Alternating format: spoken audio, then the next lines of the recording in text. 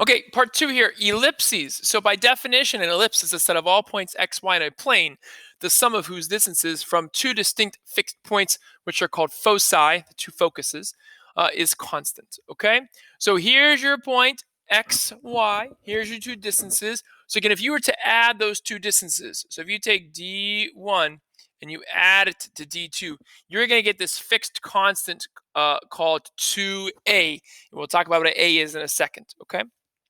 So when basically an ellipse is like an egg, right? I think, or like an oval. So I think of the application of ellipses is the orbit of your planets, right? Because of the gravitational pull, as it gets farther away, it comes back in this elliptical, not a circular motion. Okay, so when you have an ellipse, there are going to be two focus or two foci inside the ellipse. Outside the ellipse, you have a longer axis called the major axis going through the center. Okay, the length from the center to each vertex on the major axis is called a. So that's where you get your distance of 2a from. So distance 1 plus distance 2, if you add them, you'll get this length of 2a. The minor axis, which goes in the opposite direction, again, because your ellipse can be fat, horizontal, or tall, vertical. The minor axis goes the other way, so in this case, vertical, and that's going to be a distance of b from the center to each of these points. Notice they don't call them vertices or vertexes. The vertex is on the major axis. Okay. All right.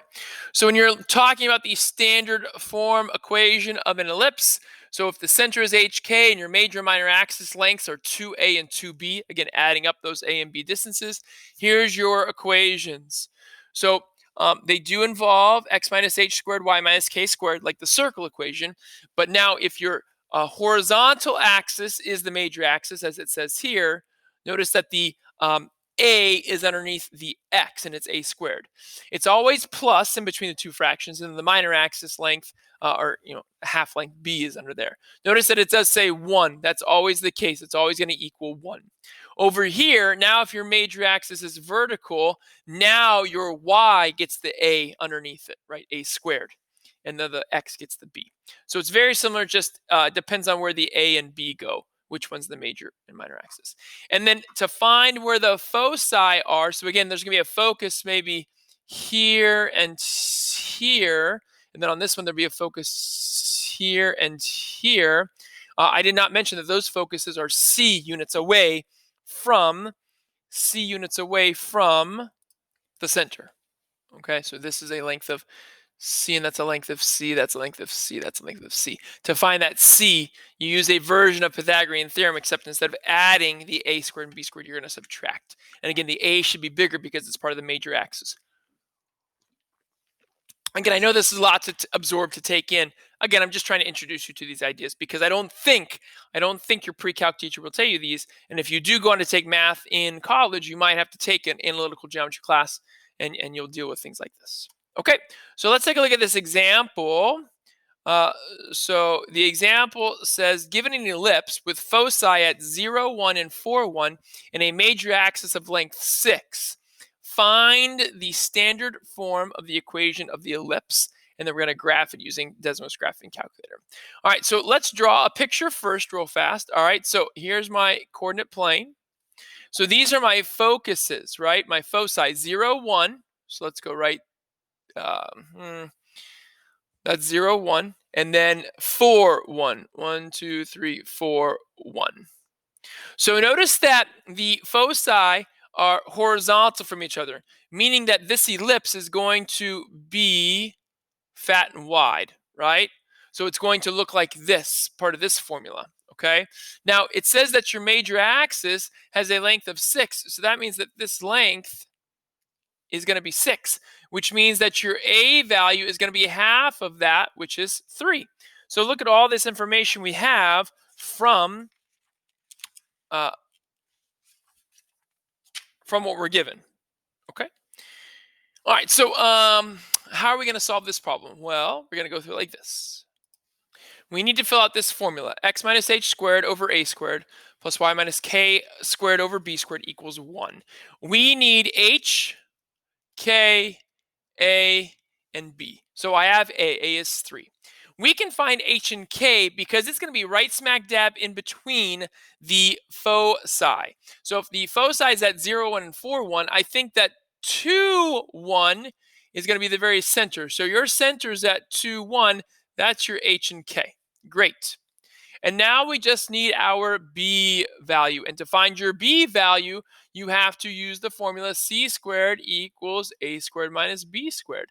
Now, C is not the center. C is the distance between the center and the focus. So that is this distance here in orange, which is going to be a length of 2. That's your value of C. So C is 2. A we just found out is 3. And now we can find B. 2 squared is 4. 3 squared is 9. Subtract 9 from both sides. Negative 5 equals negative b squared. Divide by negative 1. 5 equals b squared. And then take the square root. And your b is the square root of 5. No big deal. We don't really know how to quantify that right on a coordinate plane. We could just estimate it. But that's it. And now we have all 4 things. So now we can fill in the formula. So x minus h squared over a squared plus y minus k squared over b squared equals 1. And now you just have to simply square your denominators and you're done. So my formula is going to be x minus 2 squared over 9 plus y minus 1 squared over 5, because a squared and a square root cancel, not 25, just 5, equals 1. And that's my answer to part A. And now we need to graph that using the foci. We have to graph the ellipse, the center, and the focus or foci. All right, so let's go do that. So let's start with the focus. So we were given a focus of 0, 1. I'll call that F1. Doesn't matter if it's F1 or F2. It doesn't matter. Oh, zoom out 1, please. There you go. And I was given the other focus at 4, 1. At F2. And then I found the center to be at 2, 1. We'll label that C for center. Perfect. So far, so good. And now comes time to type in the ellipse. I'll do a fraction, x minus 2 squared over 9 plus fraction, y minus 1 squared over 5 equals 1. And there you go. And there's your ellipse. Again, wider than taller, just by a smidge. But you can see your foci are equidistant from the center. They're also the same distance away from those vertexes on the horizontal major axis. And all fun and games.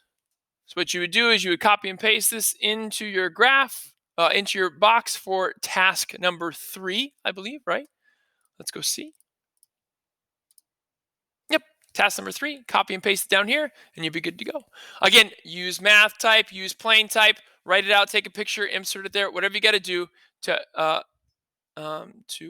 complete the task. All right, good. Task 4 is coming up next, also on Ellipses.